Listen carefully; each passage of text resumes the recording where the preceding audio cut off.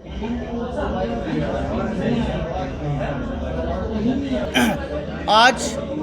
आज जेकेयूटी nation builders association की तरफ से एक प्रेस वार्ता रखी गई और उस प्रेस वार्ता का एक ही मकसद था कि हमारी जो नेशन बिल्डर्स, जो टीचर्स की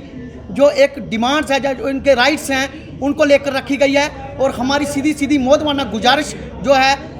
एलजी मनोज सिन्हा साहब, हम उनसे गुजारिश करते हैं कि वो हमारी जो इन इश्यूज़ को जल्द से जल्द हल किए जाएं, क्योंकि जो हमारे टीचर्स थे आरईटी स्कीम के तहत लगे थे, ग्रेड 2, ग्रेड 3 और थर्ड टीचर्स जो लगे थे, जिनको अब ग्रेड 2 और ग्रेड 3 के नाम से रखा गया, लेकिन 18 से 20 वर्ष हो गए, अभी तक उन टीचर्स को ट्रांसफ़र पॉलिसी से महरूम रखा गया है। अगर उन टीचर्स को ट्रांसफ़र पॉलिसी से महरूम रखा गया है, अगर 18 से 20 वर्ष हो गए एक उस्ताद को एक स्कूल में जहाँ पे कोई भी नहीं जाता था, हमारा आरईटी टीचर्स वहाँ गया और स्कूल खोले गए, कुछ एरियाज में जितने भी थे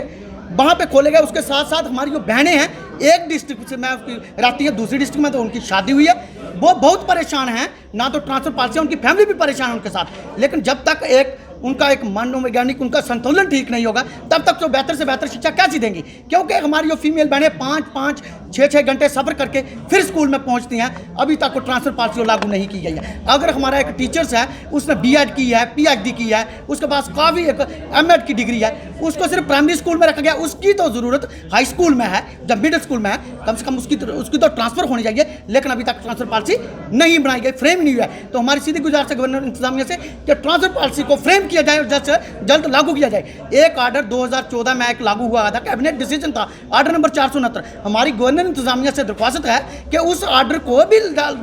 लागू किया जाए। उसमें सीधे सीधे शब्दों में ये लिखा है, एक तो जो आरईटी स्कीम के तहत टीचर लगा था उनको सीनियरिटी बेनिफिट, दूसरा पेंशनरी बेनिफिट, तीसरा transfer with in the district. एक ही वो आर्डर है, वो सभी मसलों का जो सोल्यूशन हल है। इसके साथ साथ हमारी एक और दरख्वास्त है, हमारे जो टीचर्स है, प्राइमरी स्कूल है, वहाँ पे 2 टीचर्स जहाँ सिंगल टीचर्स है, उनको अलग अलग तरह की ड्यूटीज़ पे डिपोट किया जाता है। अगर टीचर है तो उसका काम सिर्फ शिक्षा विभाग में बच्चे को शिक्षा देना है। हमारी गवर्नर इंतजामिया से रिक्वेस्ट है, कम से कम जो बच्चे की शिक्षा है उसको प्रभावित ना होने दी जाए, ताकि टीचर्स को सिर्फ एक ही ड्यूटी पे डिप्यूट किया जाए, ओनली फॉर टीचिंग। बल्कि टीचर्स को जब तरह का किसी तरह का भी कोई सर्वे आता है, वहाँ पे हमारे टीचर्स को डिप्यूट किया जाता है। टीचर अब तो आर्डर मानेगा ही ना। इसके साथ साथ ओपीएस स्कीम है, जल्द से जल्द उसको जेके ड्यूटी में